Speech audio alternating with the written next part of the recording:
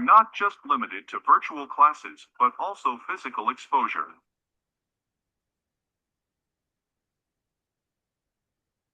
We do not dig a hole in the pockets of the students and their families. We're everything that traditional education hasn't been.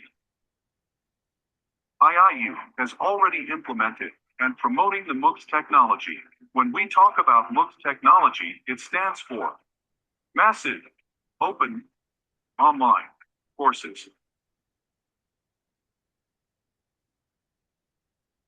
The word massive is to be understood in the sense that 100,000 learners or more at the same time have open and equal opportunities to attend these courses. MOOCs are truly a tremendous technological leap, and what makes them so attractive is that they don't imply any cost to learners. IIU has tied up with more than 100 universities to provide more than 10,000 courses to the students, free of cost, with the help of MOOCs technology. We're a revolution in the making, a wind of change. Education is much more charming and intriguing than the temptations of distractions unnecessary. Our education policymakers must look into the problem to make a better system which is more practical and provides hands-on learning to the students. Who are we?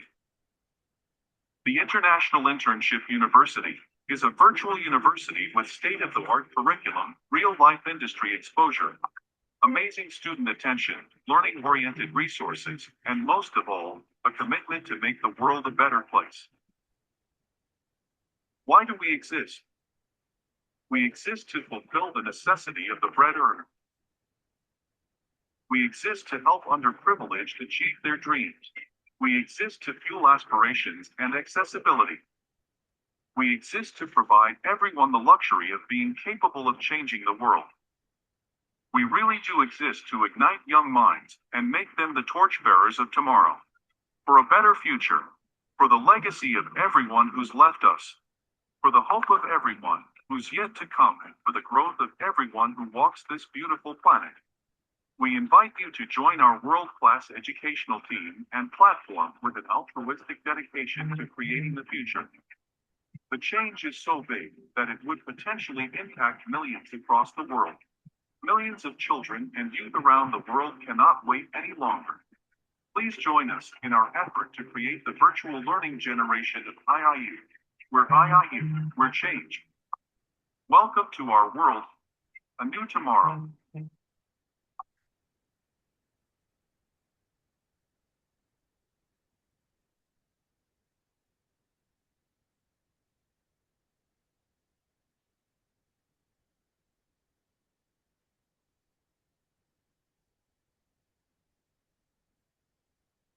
Good morning, good afternoon, good evening, everyone. And welcome to into today's international webinar, AI Integrations in Education, Tools and Resource for Teachers. My name is Maha Shhadeh, IAU Executive Director, Global Affairs and International Relationship.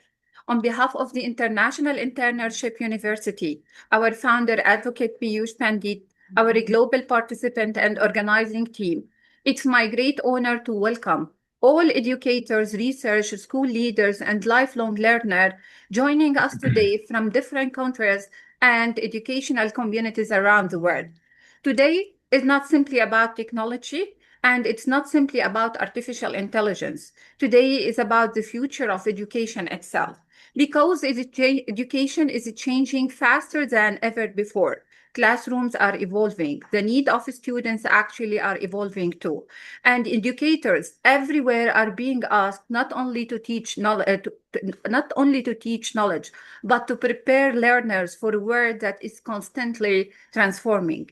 And in the middle of this transformation, actually, AI has emerged as one of the most influential tools shaping modern education. Not to replace teachers, but to empower them, to help educators personalize learning, save time, foster creativity, improve assessment, and create more engaging and meaningful learning experience for students. The truth actually is technology alone doesn't transform education. Educators do. And what makes AI truly powerful is not the tool itself, but the human vision, ethic, creativity, and purpose behind how we use or how we choose to use it in our classroom and communities. This session, actually, we are truly honored to have with us a distinguished speaker whose work has inspired educators worldwide. Dr. Mohammed Kharbach is an educator, researcher, and the editor of Educator and the founder of Educators Technology, former K-12 teacher with nearly 2 decades of teaching experience across diverse educational settings. He is currently teaching curriculum and technology integration at Mount Saint Vincent University, Canada. Dr. Kharbach actually is the author of Teaching with AI Practical Strategies to Integrate AI in the Classroom. And also he's the co-author of the AI Turn in Academic Research and the BEAR Framework for Pedagogical Integration alongside with Dr. Johnson Woodward. His work actually focuses on AI literacy, assessment in the age of AI, and practical classroom application of educational technology. Through his research, actually, writing and training, he continued to empower educators around the world with his practical tools and meaningful approaches to teaching in the digital age. Today, we are going to explore together how AI tools and resources, many AI tools and resources for educators, practical classroom application, time-saving strategies for teachers, and how to engage our students and personalize learning. The future of education actually is in the age of AI.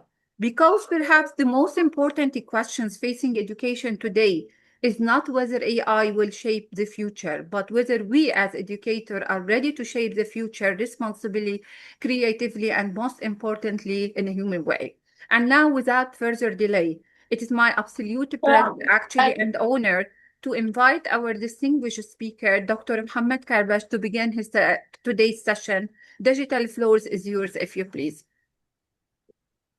Thank you, Maha. Thank you very much. A really very generous introduction, and I love how you put it that it's not AI, it's teachers.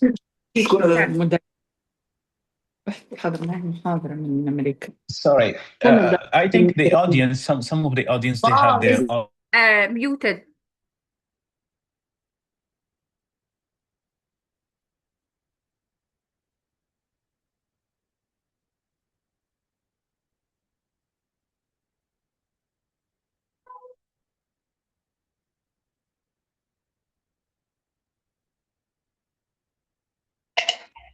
Okay. Yes, Dr. Muhammad.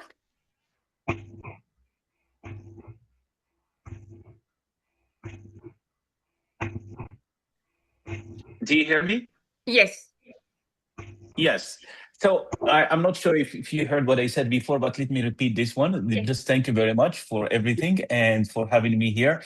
And I said I love how you put it in the introduction that the focus should be on the teacher, on our pedagogy, and that's exactly what I want to talk about today in my presentation. So. I teach at the Mount Saint Vincent University, and we do a lot of work around AI and its use in teaching and learning.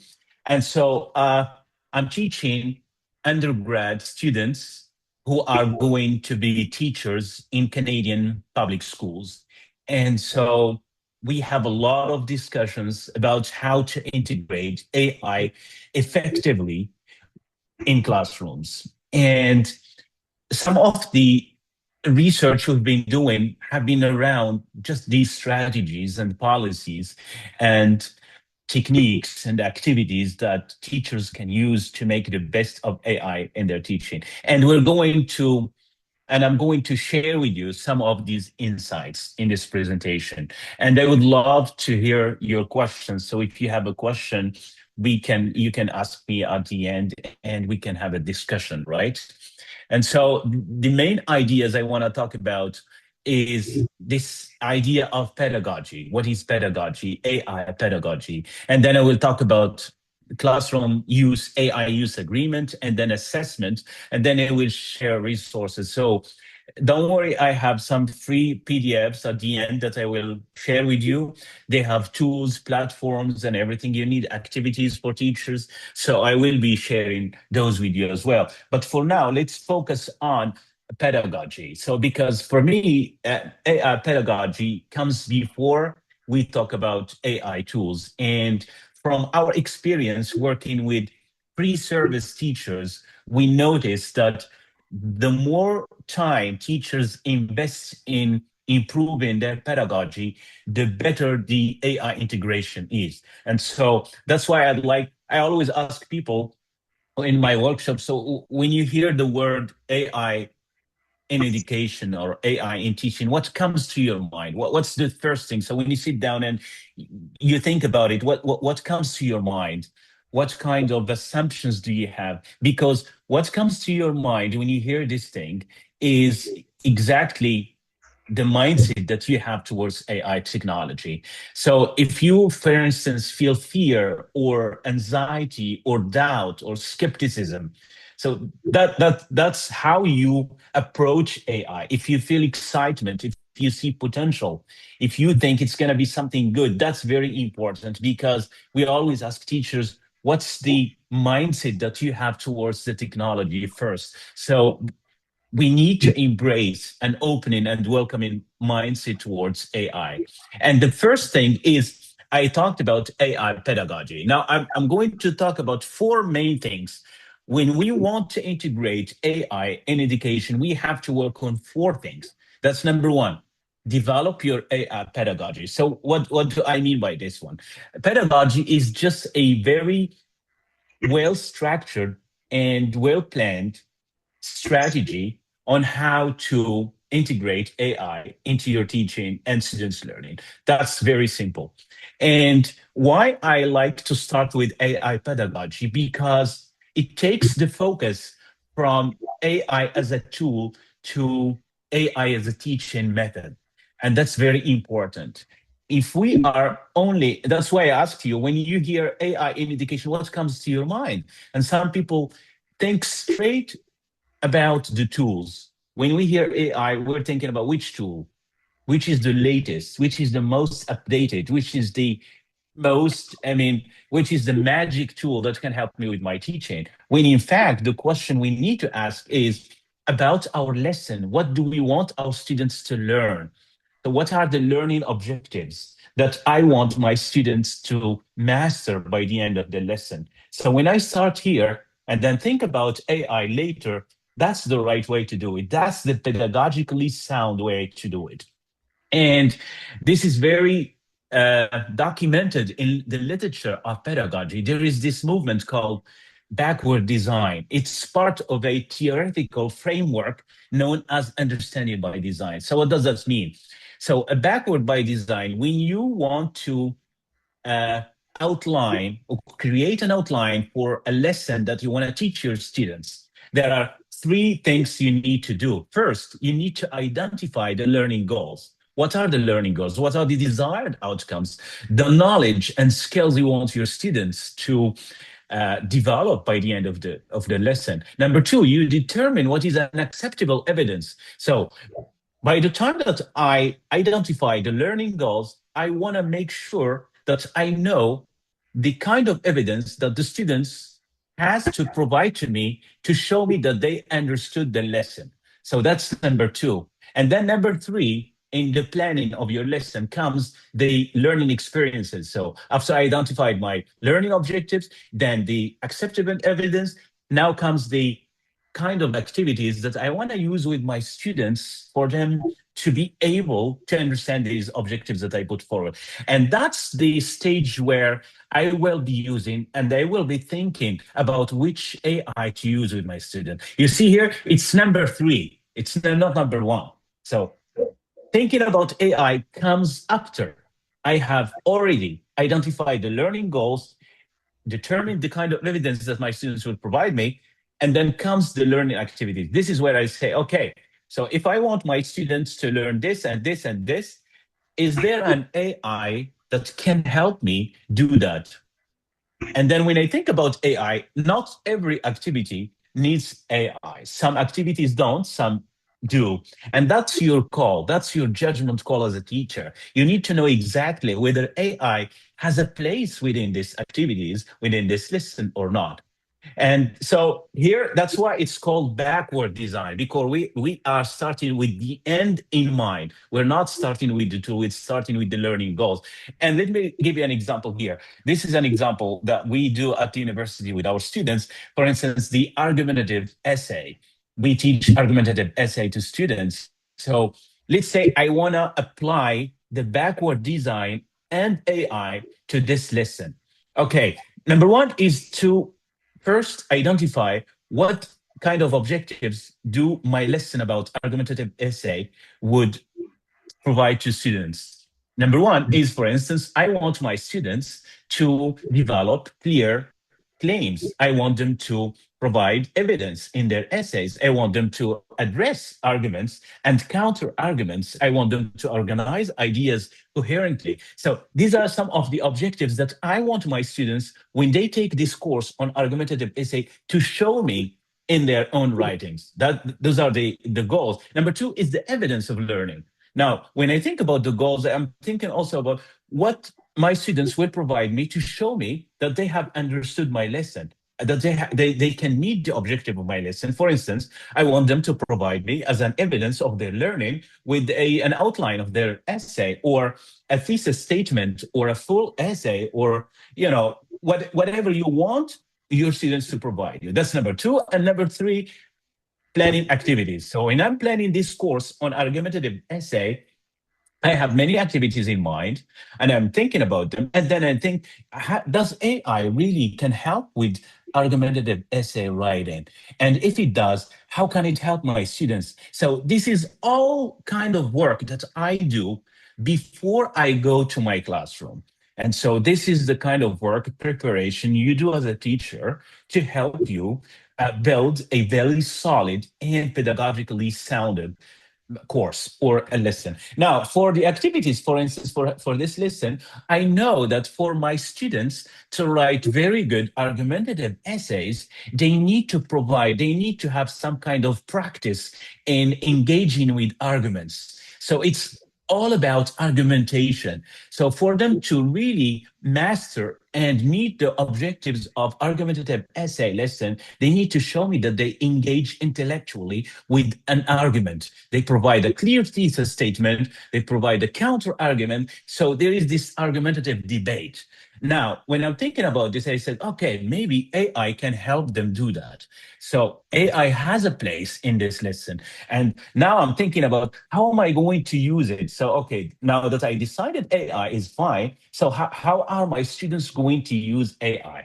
Now, I'm thinking about it as a feedback provider. For instance, I say to my students, okay, you've got ideas to write about in your argumentative essay. You can use ChatGPT or Claude or Gemini to provide feedback on your ideas, or you can use it as a debate opponent. For instance, when you're writing your argument, you kind of simulate somebody who is taking some jabs at your argument. So you can use AI to simulate this debate opponent. So students get practice in arguing with a virtual debater.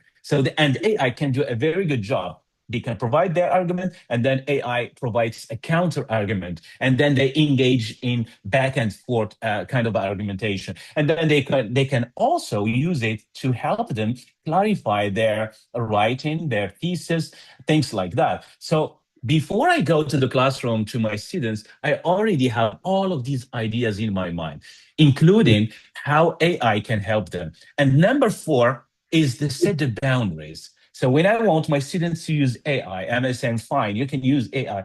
And also, I also need to set some boundaries, because if you don't set limits of AI use, then you're going to have problems with students not knowing their boundaries. And believe me, these are very important. Whenever you use AI in your classroom, you need to make it clear to students about the limits and the borders behind or beyond which students are not allowed to use AI. This is very important. So always make it clear to my students that, okay, we're going to use AI. Here is how we are going to use it. And here is what is not accepted AI use. So you make it clear to them, and then you go on. Now, that's about the AI pedagogy in general. Number two, I want to talk about is building a classroom AI agreement. So we talked about AI pedagogy, and number two is the most important thing is you always have a discussion with your students about AI use. Very important, because a lot of teachers, they come to the classroom assuming that students know what they're doing. They don't, especially concerning AI. We don't want to work within a gray area. Students need to have very clear statement from you as a teacher about AI and its place in your classroom.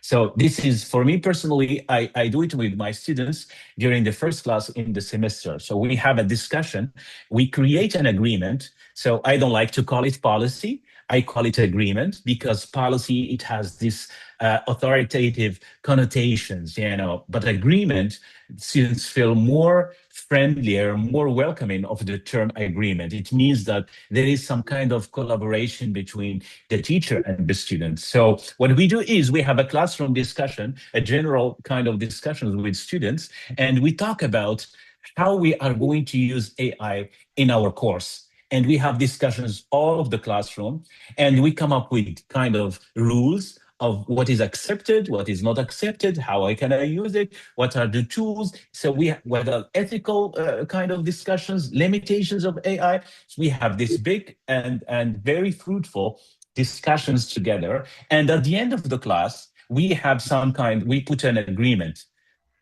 It's like a binding kind of document between me and my students of how we're going to use AI. And in this document, throughout the semester, we come back to the document to change it, to edit it, to expand on it, things like that. And the importance of this agreement is when somebody really uses AI in a way that I, as a teacher, don't want them to use it. So we come back to this agreement and they say, okay, we talked about this. We talked about how we're going to use AI in this lesson, and you're using it in a different way, which is not in agreement with what we already said for this course. And so it makes it very easy to handle problems and handle AI misuse with students when they know they have taken part in coming up with an agreement for AI use in their classes. They are more, prone to be taken responsible, to be accountable for their actions and their AI use. And one of the things we use is this traffic light framework. Very simple. You can use it with middle school and high school students. Green, yellow, red. So green is the area where you're welcome to use AI, for instance, to brainstorm ideas, grammar and spelling, generating visuals. And then the yellow area is where I say, okay, you're going to use AI in these activities, but you're gonna have to be very careful. You can use it to create outlines, but then you have to edit the outlines. You have to show me your voice, to show me your thinking. Same thing with generating summaries. You say, okay, you can use AI to generate a summary for this PDF, but I want you to read the PDF first. I want to know that you have really understood what the PDF is all about before you generate a summary. So the yellow area is where students can use AI, but with very big attention. And then the red kind of thing is the red stage is where they are not allowed. For instance, if I'm teaching them an argumentative essay, I would say, okay, you can use AI to help you come up with counter arguments to help you develop your argumentation, but you're not allowed to use AI to write the whole essay and copy paste it to me. And so that's not allowed. So that's within the red full stop stage where we'll talk about. And we'll talk about strategies of how to identify whether AI was used or not. And then there is the disclosure requirement. Very important when in AI integration in teaching is to make it a habit for students to disclose their AI use. Because there is a stigma around AI use. And people think because you use AI, you are lazy, you are bad students, you are cheating. So this is a very big stigma. So what it does is it makes AI use hidden. And when students hide their AI use, we don't have a clear window on their thinking. So for us, it's better that they show us that they have used AI. They share with us that they have used AI, other than just keep quiet about it. So what I want to see is I want to see my students how they use AI. I ask them to share with me prompts. There are some kind of assignments where I ask students to share with me their interaction with ChatGPT or Claude or whatever AI chatbot that they use, and they share with me history logs of their prompts to see. Because the thing with prompting, when students prompt, they do some kind of writing. Prompting is thinking. So when I see the kind of prompt that the students write, I can have an idea about the thinking that goes into writing that prompt. And that's very important for me. For instance, a prompt that says, okay, write to me an argumentative essay on this is completely different from a prompt that is very well developed and thoughtful. For instance, let's say they're going to go step by step in the prompting. They go with one step and then come back with an answer, push back on the chatbot, come back with another answer. And this iterative kind of interactive experience with ChatGPT or any other tool is very important for me to know. So disclosing AI use is very important, not only for helping students being transparent, but also for us as teachers to know how students are doing. And the first thing to do is ethical modeling. What I mean by ethical modeling is you show students that you use AI as a teacher. I tell my students I use AI in my work, in my research, and this is how I use it. And so they become very okay and normal with AI being disclosed. It's fine. So transparency is very important in the use of AI, and transparency starts with the teacher. So, and then number three, we talk about rethinking assessment. So these are only ideas about integrating AI in education. We talked about AI pedagogy and how important it is to start with the lesson plan and move on to the tool. And then we talked about AI agreement, importance of setting out an agreement with your students about how to use AI, importance of this disclosing AI use in your teaching, and then in their work. And now we're going to talk about assessments. And this is, as you know, as teachers, you know that assessment is one of the areas that has been hit the most with AI technology. So a lot of teachers that I work with, they have problems with the assessment being the weak point in this kind of pedagogical cycle. Here is why. I'm going to discuss very quickly the problem with assessment now.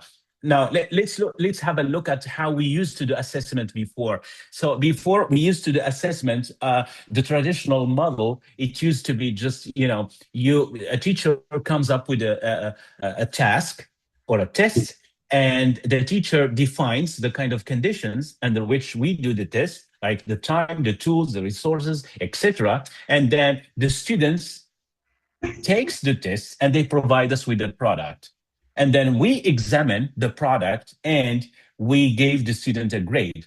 And so the thing is, we base our grade on the evidence that that product the student provides us. And so the whole system is based on one single assumption, which is that whatever the student provides to me is reflects a reliable evidence of their learning. And now here's the problem with this traditional cycle of doing assessment. Now, we do have the same stages here, but we have a difference. Now we create an assessment. The student takes the assessment, and we can no longer base our grade on that product that the students gave us, because AI now can do it. And if AI can do the assessment for students, then the grade, or what we call the interpretive claim that I make about students' performance, is no longer valid. And that's a big problem.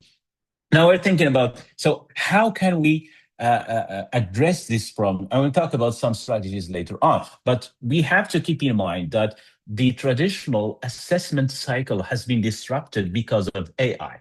Now, let me ask you one question. If a student uses AI to answer questions in your test, in your assignment, Is it the problem of the student who is doing some cheating?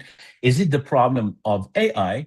Or is it the problem in your own assessment design, in the way you have, in the structure, in the kind of activities of your assessment? You need to think about it for a second, because there is a lot of focus now on a discourse, on a conversation about teaching and AI. And I think personally, and this is documented in research by, I have some research papers here to share with you about Corbin's research, Dawson's research, Behrman. They all talk about the problem of cheating as being a problem of validity and not necessarily the students. And we'll talk about this in a second. So what is validity? What is validity? Validity is simply if your test or assignment measures what it asks students to do, then it is a valid assessment. Dawson said valid assessment identifies students who have met the standards and distinguishes them from those who haven't. Okay? And so the validity creates this kind of bridge between the evidence the students provides us and the grade, the interpretation, which is the grade or the comment, the feedback we provide to students. If the link between the product and the interpretation is strong, then we can say that the grade I gave to students is valid. If the link between the evidence and the interpretation is weak, then my grade is just a number. It does not reflect exactly my students' learning. And so we go back to the example of argumentative essay. And when I give an assignment to students to write an argumentative essay, and they take, for instance, 3 or 4 days, they come back to me and they gave me the evidence. They gave me a fully written essay. That's the evidence. Okay. Now I read the essay and I will make an interpretation. Interpretation is I will give a grade to this essay. Now, when I read it and I see that the language is really strong, is polished, is grammatically correct, and then I gave a grade, a passing successful grade to students based on that product. Now, the problem is I didn't take into consideration that AI has been used. So when you don't, then the grade you give to students based on that product is not valid, because, and that's the problem of validity that Dawson and other researchers talked about, because that grade does not really reflect the learning that the students does. What I want to see is, I want to see how much of the thinking the students do. What is the kind of thinking that is attributable solely to students? And in order to find a solution to this problem of validity, I know some people, maybe some of you, thinking that, yeah, cheating, students cheat, and it's an integrity problem. I agree. There is an integrity problem, but the thing with cheating is it's not only a problem of students, it's also a problem of how we design our tests and assignments.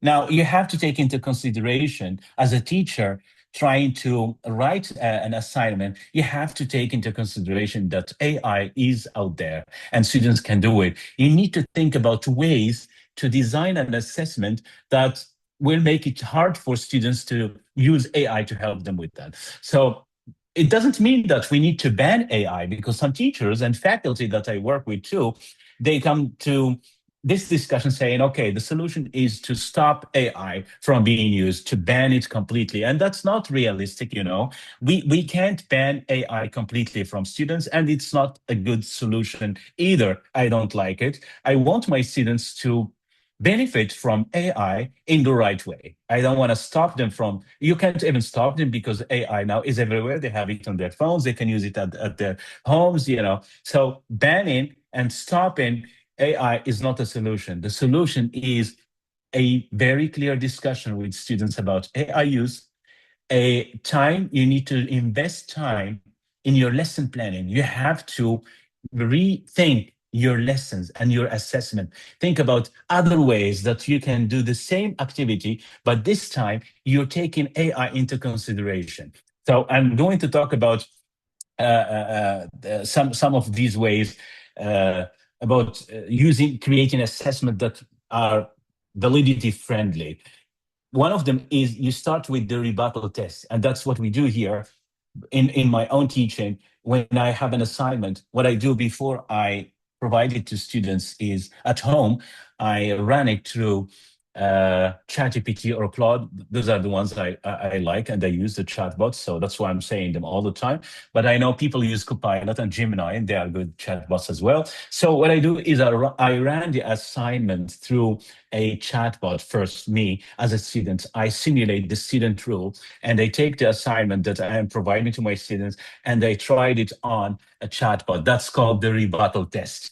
This is just a fancy concept in the literature on testing and assignments. So what does this practice do is you see what kind of answer AI provides for your assignment before you share it with your student. So you have an idea about how AI answers the assignment that you're writing. And based on those answers, sometimes I go back to my assignment and change things based on what AI did, on how it answered. Because AI answers are usually homogeneous. And so one of the activities, for instance, I do with my students is I provide them with a topic and they say, okay, and we do it in classroom.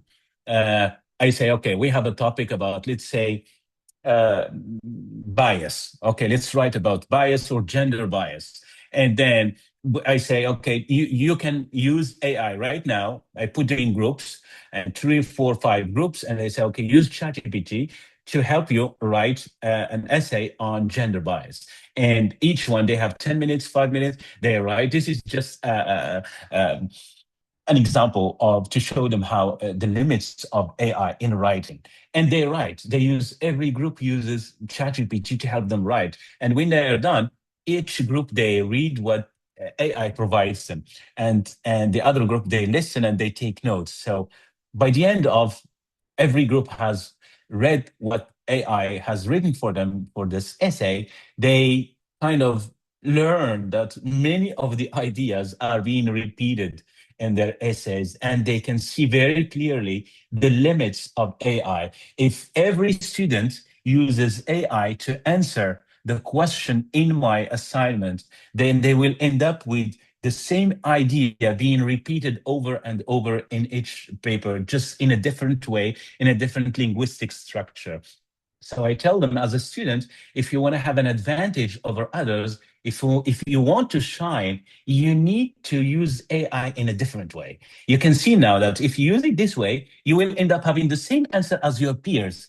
How about you come up with your own ideas and let AI help you with writing them? So you're working with your own ideas that your peers does not have access to. So those are yours and they are original, and AI just helps you. And so this is just an exercise on the limitations of AI, and especially in the limitations in AI assistance and how they can use it. And usually by the end of these discussions, students feel more motivated to use AI as a partner, as a collaborator. They say, yeah, I see that AI is really terrible thing if you use it to generate ideas and provide them to the teacher. Maybe I should do my own readers, come up with ideas, get AI to help me put them together. Those are my stuff, and then share them. So that's what we want to do. And there is also all kinds of other strategies here to make validity more entrenched in our assessment. We define what the assessment is meant to prove, name the conditions clearly, and then we finish up with some strategies to strengthen assessment validity. And now some of the teachers ask, okay, now we talk about cheating, assessment, AI.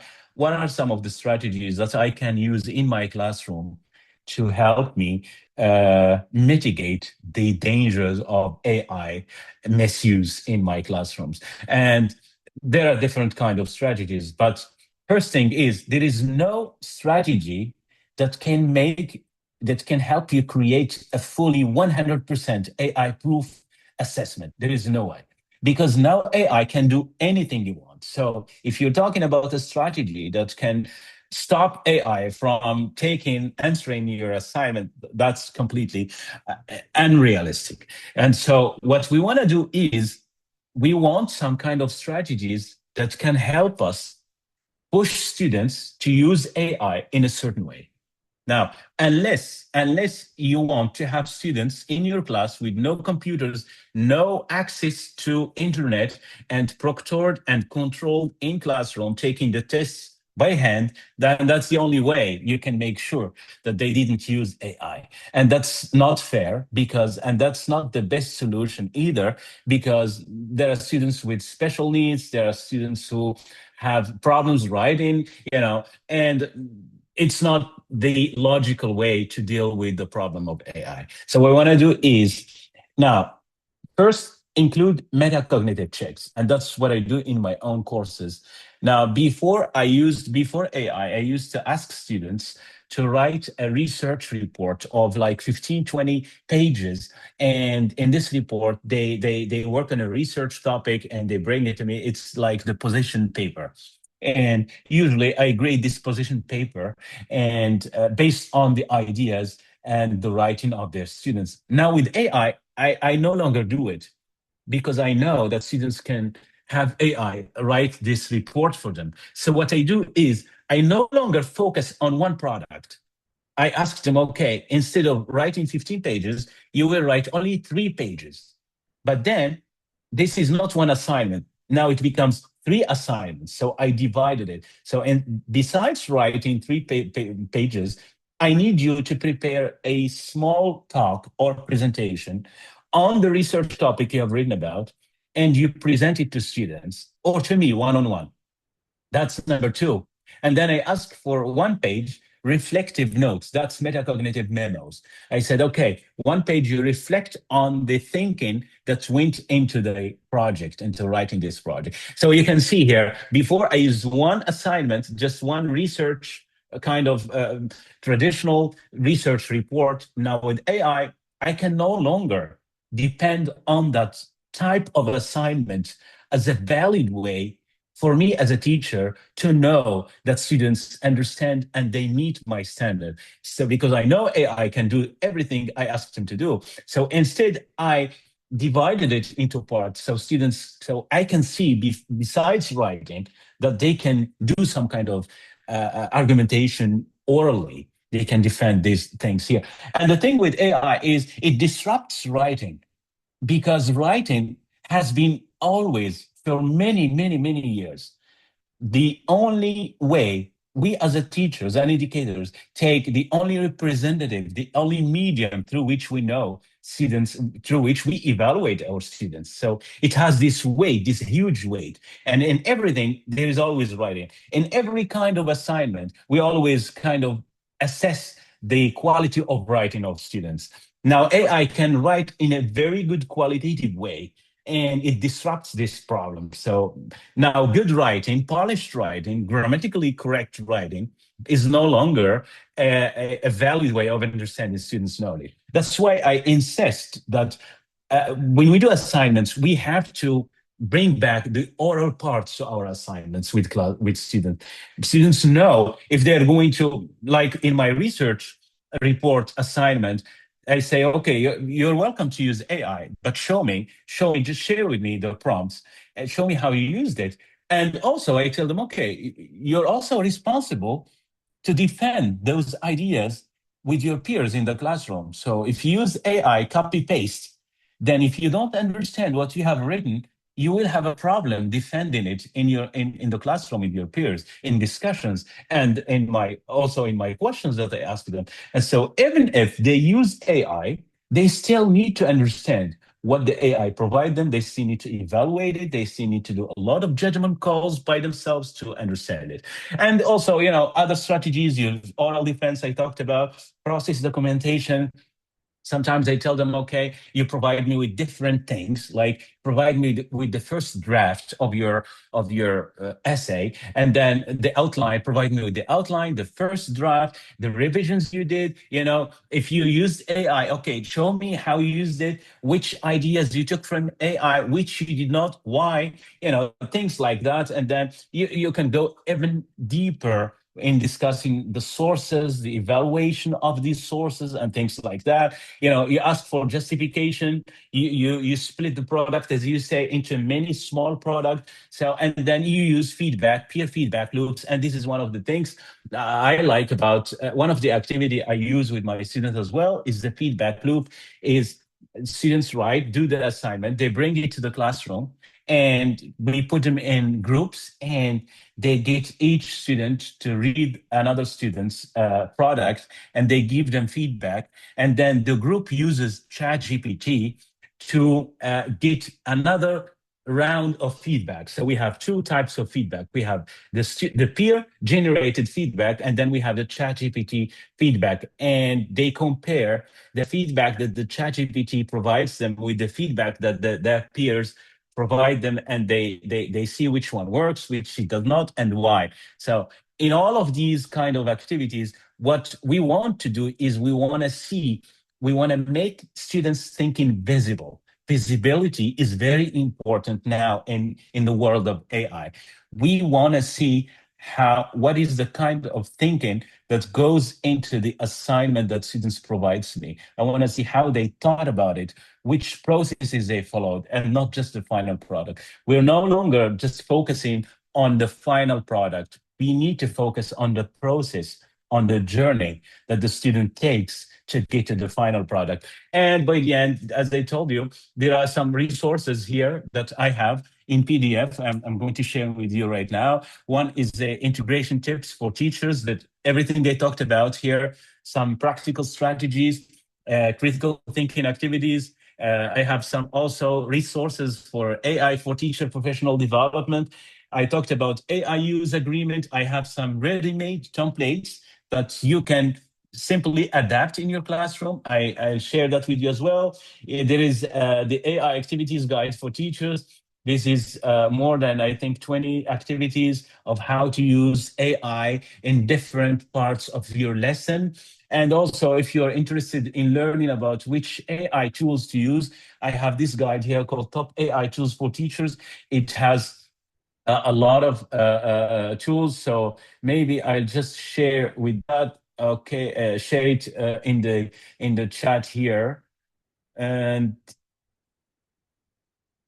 thank you. Okay, so Maha, back to you. Thank you very much. I'm just gonna share the resources here in chat.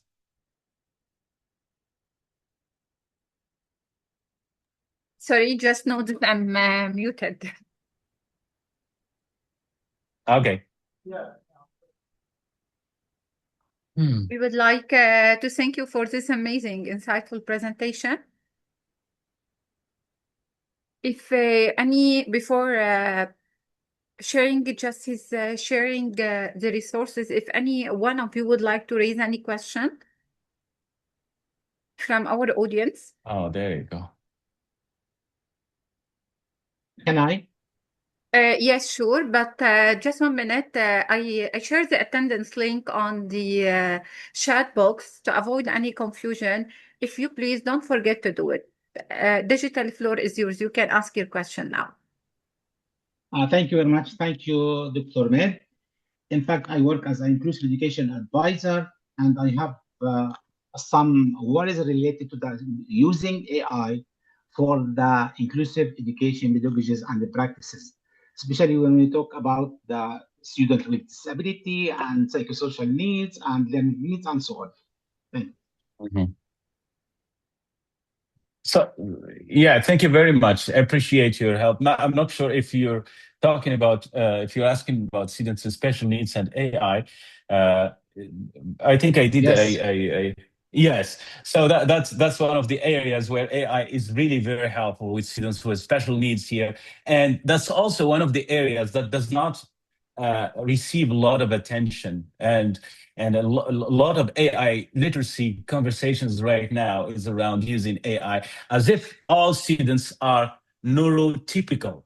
While the problem is we do teach in a very neurodivergent classrooms. And the problem with AI and special education, I have been in a talk about using AI detection tools, And one of the teachers mentioned that the problem with using AI detection tools is that students with special education, special students with ADHD and with other, kind of learning disabilities. I don't like to call it a disability, but let's go ahead with this one here for now. And so those students, they write in a very structured and patterned way. And the AI tools, AI detection tools, that's what they do. If you write in a structured way, in a patterned way, predictable linguistic structure, they pick at you and they say, okay, this student has used AI to generate this content.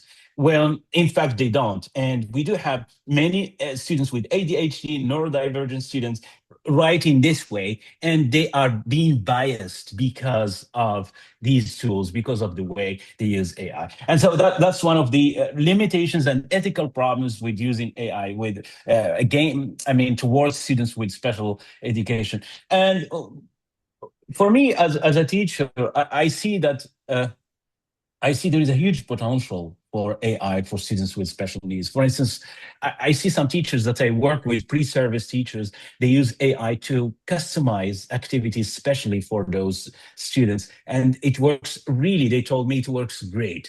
I mean, you can go to ChatGPT and Claude and tell them, okay, I have a student with this learning disability, this learning problem here, and I am teaching this lesson about this and this and this. Can you please show me an activity, an engaging one, to help these students understand the content of my lesson? And customization is one of the really big points in using AI to help you teach the students. Very interesting. Also, multimodality. Some students learn by visually, some others learn through audio contents and textually. So AI can help with that as well. So if you ask it for a multimodal representation of your content, it does a great job. So I do see a huge potential for AI within this special education. I hope I answered some of your question though. Thank you very much. Okay, we have another question. You can raise it if you please. What if we are teaching a language course with someone who is not very AI literate and is facing a problem? Where should they start? We just have this question. Yeah, the problem with when we teach with AI, we assume that everybody has the same knowledge about AI when it does not. As a teacher, we need to make sure that our students have at least the basic AI literacy. And how we do that is we show them. That's how we do it. And by the way, a lot of students that come to our classrooms, not only here in Canada, maybe it's different. Even when I go back to Morocco, I see a lot of students there. I visit schools, teachers, my friends, and I see a lot of them. They already have this kind of knowledge about AI. They use it in their phones, on their laptops, and stuff. So we really don't have this big problem of students not being introduced to AI. It's just the problem is they are not being introduced to how to use it in a pedagogical way. That's the problem. They already know that. The second problem is access, because a student who uses a premium version of ChatGPT to help them is completely different. They will have a completely different experience from a student who uses the free ChatGPT. So that's a big equity problem. We need to make sure as a teacher that if my students have access to ChatGPT, they can use the premium one or the free one. The free one provides very basic learning experience. So here, for instance, for us in the university, we get the university to pay subscriptions to students and to use AI on the computers here so that they have access to the same tool and the same subscription plans. Thank you. We have another question. Stefan, you're raising your hand. Feel free to ask. Yes, Stefan. Yes, thank you very much. My name is Stephen Yosu, PhD student, LSU in the US. I'm one of your virtual mentees. I've been following you a lot on most of your social media platforms. Thank and you. I've learned a lot from you. I just wanted to find out this. You mentioned that we should co-build AI agreement with students. And I'm trying to find out how would one navigate the conflict that may arise, especially when the teacher AI agreements do not align with institutional policies. We know that some of these policies, like you rightly indicated, are very rigid. And sometimes you can't massage them in any way. We have a lot of That's strong right. policies that inhibit the use of AI in most of the classrooms. So if you're a teacher, you're trying to co-build some of these agreements, what would happen if there are conflicts, and how will you navigate that? Thank you.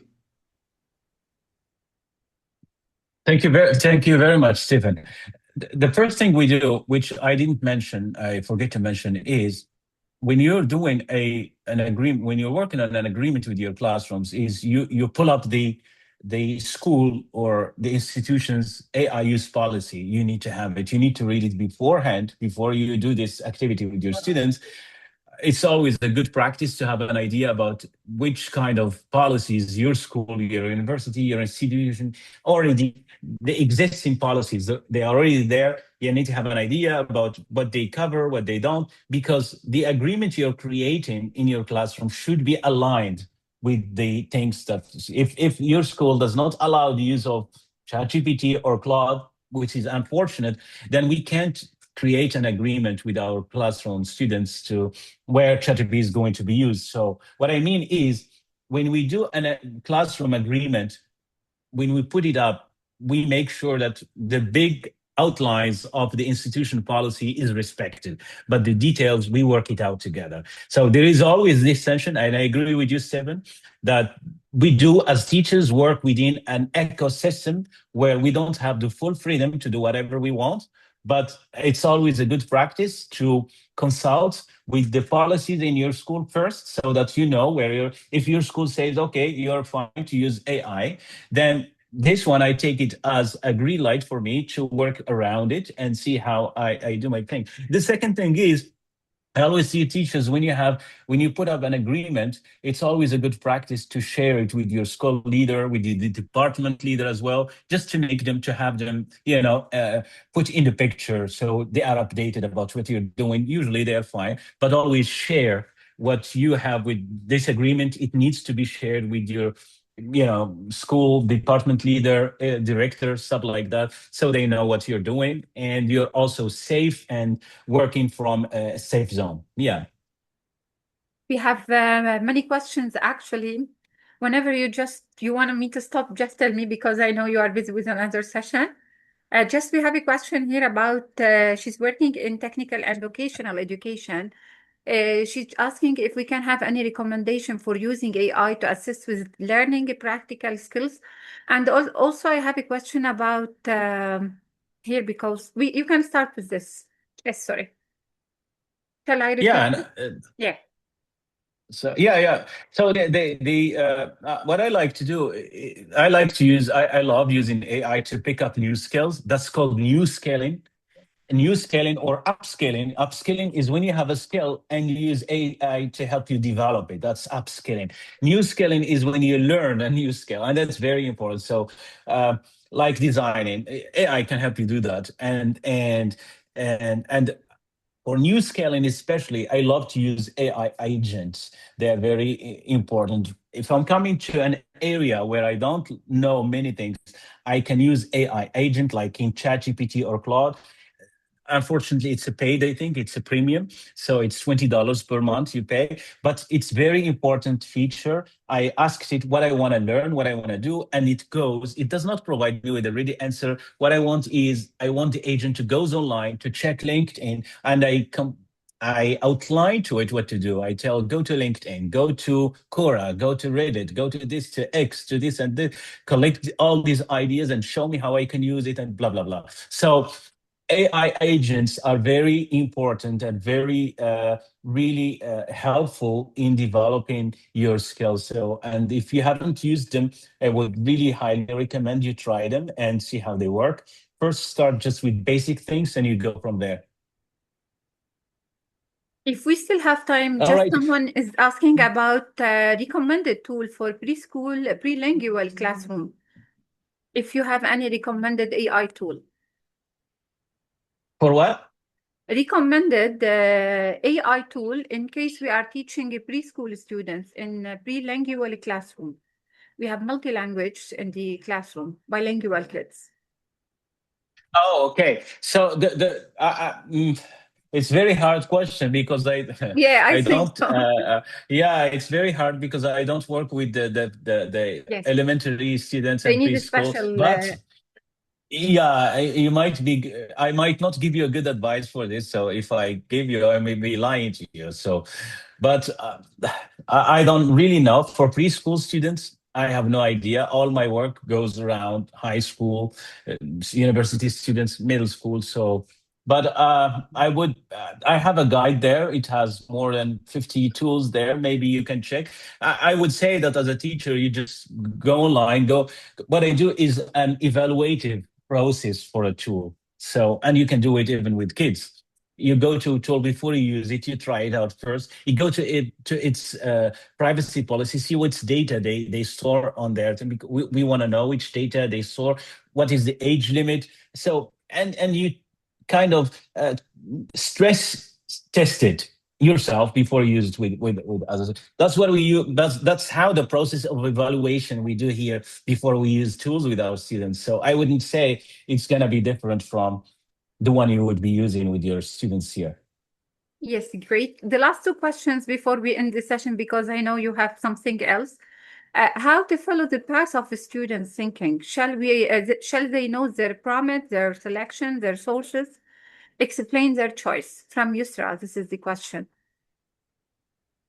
Yeah, so very good question. How we follow. So what we do here is, uh, for I always say document your thinking, and some students do it and some don't. But it always makes me feel more kind of at ease, providing a great student who I can see their thinking. Number one is providing you with a history of your chat with the chat GPT. Or if they can't, if you have a large class, that's going to be very hard.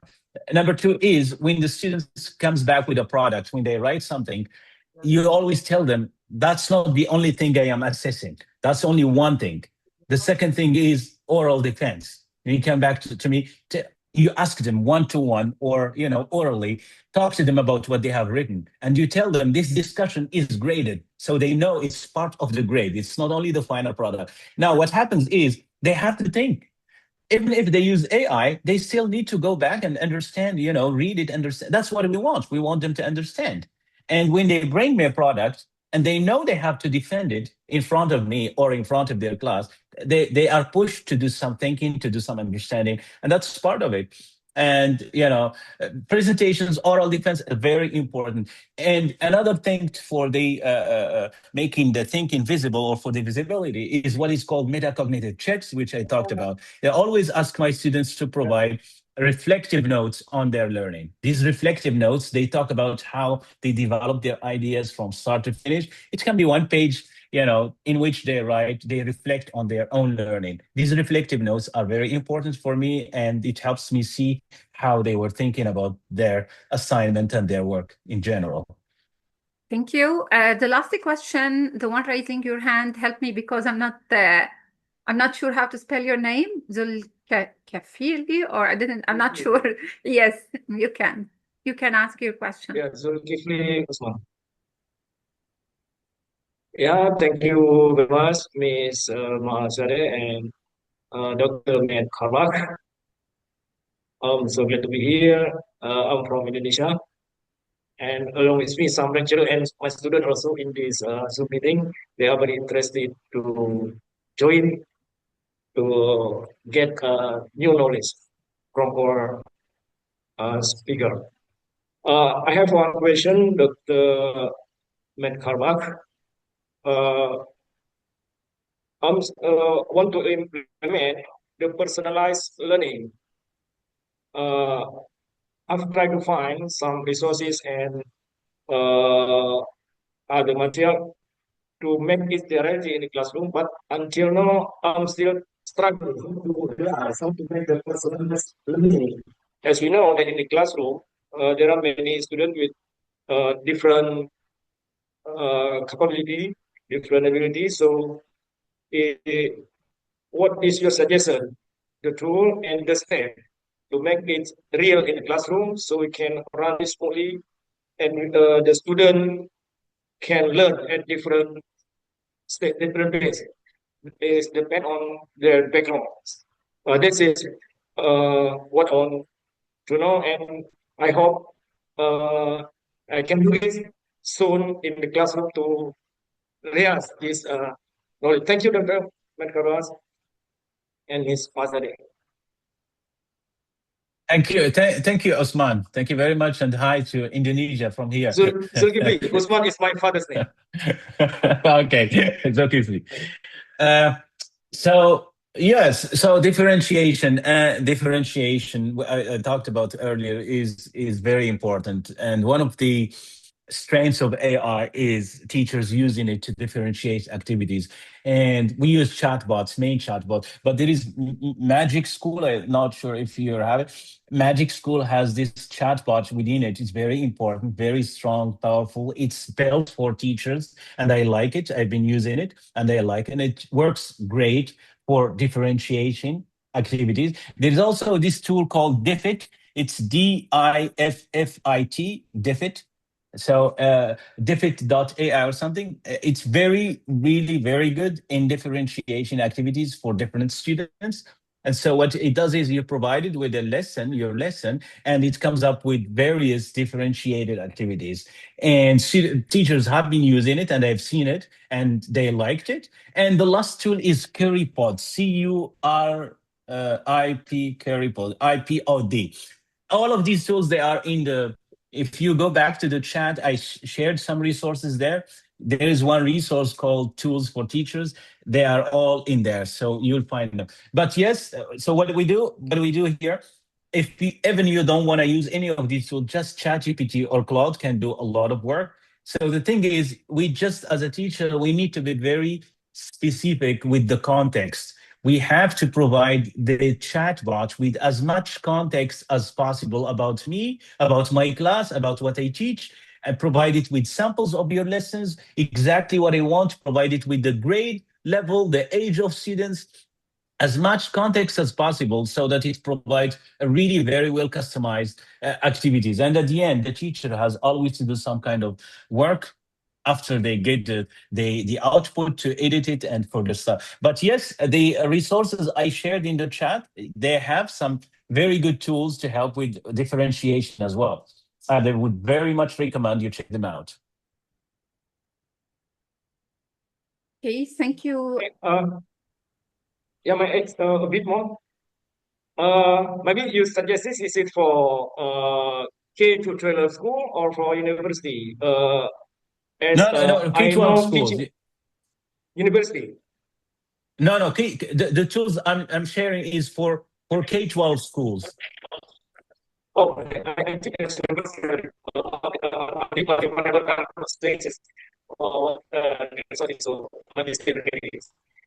Thank you. Thank you. Dr. Kharbach, would you like to say anything else before we're going to close this session? No, I'm good. Thank you very much for having me. Appreciate the invitation to talk to my colleagues, teachers from all around the world, and I enjoyed it. Thank you. As we come to the end of today's inspiring session, actually, I would like to take a moment to express our gratitude to everyone who joined us from different parts of the world. Today's webinar actually reminded us that artificial intelligence is not simply a technological trend.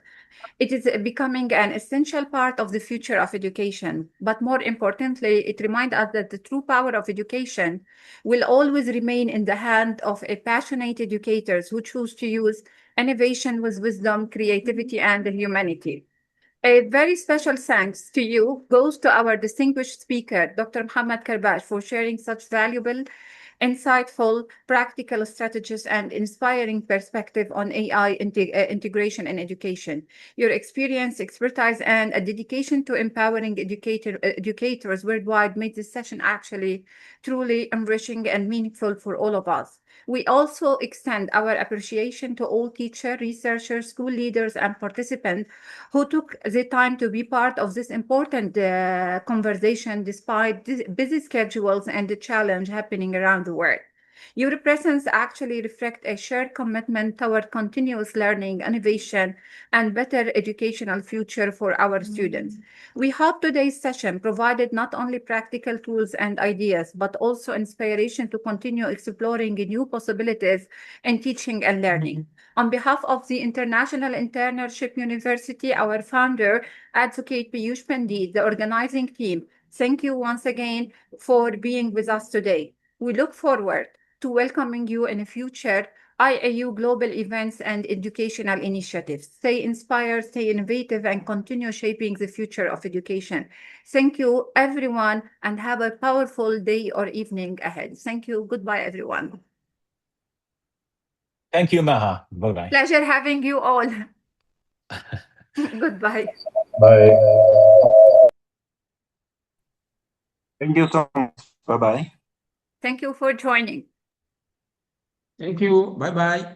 Bye-bye. Please, madam, can we have the handout in the WhatsApp group, please? What?